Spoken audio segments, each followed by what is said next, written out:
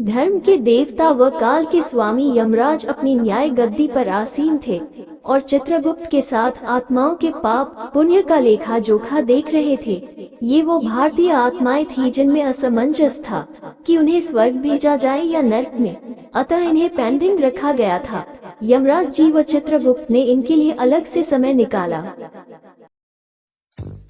प्रभु, ये राजू छिलके की आत्मा है। राजू छिलका ने काफी लड़कियों को छेड़ा है, किंतु कहीं लड़कियों की क्लास में पढ़ते समय मदद भी की थी। प्रभु, आप ही बताएं, छिलके को स्वर्ग में फेंके या नरक में? मामला वाकई काफी गंभीर है चित्रगुप्त। मिस्टर राजू छिलका, बताओ तुम्हारी क्या इच्छा है, स्वर्ग जाओगे या नरक? प्रभु, कहीं भी भेज दो, बस जहां भी भेजो वहां आइटम अच्छे हो। आइटम बोले तो छिलके? महाराज यमराज समझे नहीं। कहने का मतलब सुंदर कन्याएं जहां हो प्रभु। आए दिन आइटम डांस देखने को मिले। अपने लिए तो वो जगह स्वर्ग से भी बढ़कर है। घोर पापी प्रभु, घोर पापी। ये पक्का नरक में जाने योग्य है। धीरज धरो चित्रगुप्त। राजू छिलका के बारे में पहले पूर्ण सुनिश्चित तो कर ले। केवल राजू की मनचली भावना के आधार पर न्याय नहीं दे सकते। तो छिलका, सर्वप्रथम तो तुम ये बताओ, तुम मरे कैसे? यमराज जी, हुआ यूं कि मैं केला खाते हुए एक लड़की का पीछा कर रहा था। मैं जैसे ही केला खाकर छिलका फेंका तो पीछे से हॉर्न की आवाज आई। मुड़ के देखा तो ट्रक, और ट्रक ने तुझे छिलका बना दिया। मतलब ट्रक ने तुझे पीछे से मारा। क्यों रे छिलके, तेरे शहर में ट्रक सामने से नहीं आते? ज्यादातर ये ट्रक टक्कर पीछे से क्यों मारते हैं? साला मरने और मारने का मजा ही खराब कर देते हैं। राजू छिलका, नहीं, ऐसा बिल्कुल नहीं हुआ। ट्रक ने ना तो आगे से मारा ना पीछे से। दरअसल ट्रक मारता उससे पहले ही मैं केले के छिलके पर फिसल गया और ट्रक ऊपर से निकल गया। तो फिर मरा कैसे? ये तो आप ही बताओ कि आपने बिना मरे उठाया कैसे? कैसा यमराज का बुलावा है? क्या ये पाप नहीं है? साइड में खड़ा कर दे इसको, अभी इसके बारे में बाद में विचार करेंगे। चित्रगुप्त, प्रभु, अब जो ये दूसरी आत्मा है वो एक लड़की की है। इसका नाम लाली रूपाली है। पेशे से यह एक टीचर थी। इसने बच्चों का बहुत मार मार के लाल किया, लेकिन साथ ही इसने अनेक नस्ल के बहुत सारे कुत्ते भी पाल रखे थे जिनको इसने बहुत प्यार से लाल किया। यह लाली के पाप पुण्य का लाल लाल इतना हो गया प्रभु की कुछ समझ नहीं आ रहा। अरे पाप पुण्य छोड़ो चित्रगुप्त, इसका मेकअप देखो कितना डरावनी है। लाली रूपाली शक्ल से ही नरक में जाने लायक है। स्वर्ग में भेजकर दाग थोड़े ही लगाना है। नहीं नहीं प्रभु, फिर कभी मेकअप नहीं करूंगी। प्लीज स्वर्ग भेज दो। चेहरे पर काले दाग देखकर ही तो मुझे हार्ट अटैक आया था। लिपस्टिक पाउडर क्रीम का आज से उपवास शुरू प्रभु। प्लीज स्वर्ग में ही जाने दो। नहीं प्रभु, ऐसी स्त्री के लिए स्वर्ग में तो कोई जगह हो ही नहीं सकती। मेकअप करके ना जाने कितनों का हार्ट अटैक दिया होगा। ये शुद्ध पापिन है। वैसे एक बात कहूं चित्रगुप्त, ये स्वर्ग और नरक दोनों के लिए नहीं है। ऐसी लड़कियों के लिए धरती ही उपयुक्त है, क्योंकि हो ना हो लोगों की जान लेने में हमारी एक प्रकार से सहायक है। रूपाली, तो फिलहाल तुम साइड में खड़ी हो जाओ। प्रभु, क्यों वेट करवा रहे हो? धरती पर वापस भेजना हो तो भेज दो ना। मेरा बॉयफ्रेंड मेरा वेट कर रहा होगा। वैसे भी आपके दूध बॉडी सहित ले आए। हार्ट अटैक आया था, मरी नहीं थी। हाँ तो कौन सा बॉयफ्रेंड के बिना मर ही जाएगी? वैसे भी तेरा 10वां बॉयफ्रेंड था, 11वां फिर बना लेना। फिलहाल साइड में खड़ी हो जाओ, नादान लड़की। अगला कौन है चित्रगुप्त? प्रभु, अब जो दुविधा वाली आत्मा है वो है पप्पू रेजर की। पप्पू रेजर बाल काटने का काम करता है। इसने कहीं लोग के सर का बोझ कम किया है, पर ये अपनी पत्नी के लिए ही बोझ है। पत्नी को प्यार नहीं करता है, पराई स्त्री पर नजर रखता है। वाकई काफी गलत बात है। जब इसके पास नजर रखने के लिए खुद की स्त्री है, फिर पराई स्त्री पर नजर रखना कितना मूर्खता भरा है। इस गंदी आदत की वजह से तो रेजा दाढ़ी बनाते वक्त किसी की गर्दन भी काट सकता है। वैसे एक बात बता, तुम मरे कैसे पप्पू रेजा? प्रभु, वहाँ एक लड़की थी। घोर पापी प्रभु, घोर पापी। फिर लड़की, मरते वक्त भी पराई स्त्री पर नजर। सुन तो लो प्रभु। हाँ बोलो रेजा।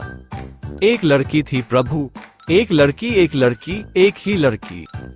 अरे आगे बोलो। मैं उस लड़की का बाप नहीं हूँ। लड़की थी, क्या लगा रखा है? हाँ प्रभु, वहाँ लड़की नहीं, लड़की का बाप ही था। बस पिताजी को देखा और अब आपको देख रहा हूँ। ठीक है, अभी साइड में खड़ा हो जा। चित्रगुप्त, नेक्स्ट कौन है? प्रभु, अगली आत्मा है जुगनू मनचला। हाँ तो कैसे आए जुगनू मनचला? बाइक से प्रभु, बाहर खड़ी है, अंदर लाऊं क्या? क्या? अभी कल ही खरीदी है प्रभु। वैसे बता अब कहाँ जाएगा, स्वर्ग या नरक? ना नरक में ना ही स्वर्ग, जुगनू तो जाएगा घर। क्या बोले इडियट, तेरे बाप का राज है क्या? नहीं, माँ का राज है, वो इंतजार कर रही है मेरा घर पे। तो आया क्यों था? अब पूछी ना काम की बात। अब क्या बताऊं, पेट्रोल कितना महंगा हो गया धरती पर, सोचा यहाँ से ले लूं। अरे चित्रगुप्त कौन है यार, ऐसा कर बांध इसको इसकी बाइक के साथ और 5 रुपए का छिड़क के लगा दे। नालायक, यदि पेट्रोल ही होता तो ये देवता लोग काहे को गाय बैल शेर आदि पर घूमते, तेरी तरह बाइक से आ जा नहीं सकते थे। हद कर दी मूर्खता की, साइड में खड़ा हो जा, तेरा पहले पोस्टमार्टम करवाएंगे कि तू जिंदा है या मर गया। प्रभु, नेक्स्ट आत्मा है वीआईपी, पगला नाम है इन जनाब का। हाँ तो वीआईपी कैसे मरे रे बाबा? प्रभु, मुझे मारने वाले जीव का नाम है HIV, इसलिए क्योंकि मैं हूँ वीआईपी। जा अगले जन्म में बनेगा PIG। ये क्या होता है प्रभु? अरे इसका फुल फॉर्म नहीं होता, पिग का मीनिंग होता है। वैसे तू शक्ल से लगता है वीआईपी, ऐसी घटिया शक्ल वीआईपी लोगों की ही होती है। अब देख मत, साइड में खड़ा हो जा, वीआईपी लोग वेट करते हुए मुझे बड़े अच्छे लगते हैं। महाराज यमराज को हमारा प्रणाम। प्रणाम महानुभावों, कहो किस उद्देश्य पूर्वक आप यहाँ पधारे हैं? महाराज, स्वर्ग अधिपति देवराज इंद्र ने ये संदेश भेजा है कि भारत से आने वाली किसी आत्मा को स्वर्ग ना भेजा जाए, उनके रिजर्वेशन का कोटा हाउसफुल हो गया है। ये कैसे हो सकता है? ऐसा ही हुआ है प्रभु। दरअसल जिस तरह से लापरवाही पूर्वक इस देश के निवासी धड़ल्ले से अपनी इंटरनेट सेवा का उपयोग कर रहे हैं, उसके रेडिएशन के द्वारा कहीं निर्दोष पक्षी मारे गए, और जो स्वाभाविक रूप से अपने अच्छे कर्मों के कारण स्वर्ग आ रहे हैं। ये लोग इतने नादान हैं प्रभु, बेवजह ही अपनी इंटरनेट डाटा ऑन रखते हैं, तथा पर्यावरण के प्रति भी बहुत लापरवाही इन्होंने दिखाई है। सरकार के द्वारा प्रयास करने के बावजूद इन्होंने पॉलीथीन बंद पर सरकार का समर्थन करना तो दूर, उसके उपयोग में थोड़ा भी कमी नहीं की। महाराज इंद्रदेव ने यह निर्णय लिया है कि भारत से केवल निर्दोष जीव जंतुओं और पक्षियों को स्वर्ग मिलेगा। वहाँ के लापरवाह मानव में जब तक सुधार नहीं होता, तब तक स्वर्ग में भारत के लोगों की परछाई भी न पड़े। वाकई यह तो भारतवासियों के लिए बहुत ही बुरी खबर है। बेचारे, तुम क्या खबर लाए हो नरक दूत? प्रभु, नरक के महाराज शैतान का कहना है कि भारतवासियों के लिए नरक में भी कोई स्थान नहीं है। ये क्या? हाँ महाराज, दरअसल बात यह है कि भारत की सेना के जवान आए दिन इतने आतंकवादी मार रहे हैं कि नरक उनसे ही फुल हो रहा है। अभी तो सुना है कि आतंकी आत्माओं का एक बहुत बड़ा जत्था नरक आ रहा है, और सबसे बड़ी समस्या तो यह है, हर आतंकवादी की आत्मा 72 हुरे मांग रही है। अब इनके लिए नरक में 72 हुरे कहाँ से लाएं? तो फिर क्या करते हो? हम नरक की पिशाचियों, चुड़ैलों को ही मेकअप कर करके उनकी इच्छाओं की पूर्ति की कर रहे हैं। अतः नरक का माहौल बीच बीच में प्रेम में बन जाता है, लेकिन मेकअप हटते ही आतंकी धोखा धोखा बोलते हुए चिल्ला उठता है।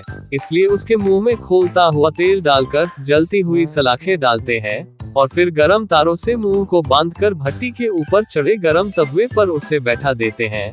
लगभग सभी आतंकियों के साथ ऐसा ही हो रहा है, और धीरे धीरे अब उनके मुंह से 72 हुरे निकलना बंद हो गया है। अति उत्तम, लेकिन अब भारतवासियों का क्या करें? ना ये स्वर्ग के है, ना ही ये नरक है। यमराज का बुलावा आने के बाद किसी को तो कहीं ना कहीं जाना ही पड़ता है। प्रणाम महाराज। प्रणाम देवी, कहो क्या संदेश है? महाराज, प्रभु त्रिलोकीनाथ की यह इच्छा है कि उनके प्रिय देश भारत से किसी को स्वर्ग या नरक में ना भेजा जाए, अपितु वही भारत में भटकने के लिए छोड़ दिया जाए। ऐसा क्यों देवी? भारत के लोग अपने आप में कोई सुधार करना ही नहीं चाहते। आपको तो मालूम ही है, भारत शीघ्र ही पृथ्वी लोक का सबसे बड़ा आबादी वाला देश बनने वाला है। वहाँ के लोग धर्म के नाम पर संतान को ईश्वर की इच्छा का बहाना बनाकर निरंतर जनसंख्या बढ़ा रहे हैं। कुछ लोग तो वंश बढ़ाने के नाम पर भी जनसंख्या बढ़ा रहे हैं, जबकि उनको ज्ञात है कि जब स्वयं नारायण ने जब कृष्ण अवतार लिया था तो उनका वंश नहीं बचेगा। ऐसा उनको गांधारी द्वारा श्राप मिला था। चाहते तो वो इस श्राप से मुक्त हो सकते थे या श्राप न मिलने का कोई मार्ग खोज सकते थे, किंतु उन्होंने ऐसा नहीं किया क्योंकि वह जानते थे यह वंश बढ़ाना बेकार की बात है। सबका पिता केवल और केवल ईश्वर है और सब उसके ही वंशज है, जो एक वक्त बाद कालग्रास हो जाएंगे। फिर भी क्यों पता नहीं ये किसका वंश बढ़ा रहे हैं। और साथ ही कुछ लोग संतान को ऊपर वाले की देन बताते हैं। ये तो बिल्कुल निराधार है। सीधी सी बात, आप यदि कोई कार्य करते हो तो उसका फल आपको मिलता है, ये ईश्वर का नियम है। तो फिर अपनी संतानों को रब खुदा या ईश्वर के देन कैसे बता सकते हैं? ये तो कर्मों का फल है, जैसा आपका कर्म वैसा आपका फल। प्रभु त्रिलोकीनाथ का यह कदम स्वागत योग्य है। अति उत्तम, जैसी करनी वैसी भरनी। चित्रगुप्त, इन छिलका, रूपाली, रेजर, मंचला और VIP पांचों को धरती पर भटकने के लिए छोड़ दो। वैसे भी इनको पता नहीं कि ये मरे हैं या जिंदा हैं। तो मुझे भी पता नहीं यमराज ने इनको बुलावा है या नहीं। निकालो धक्के मार के।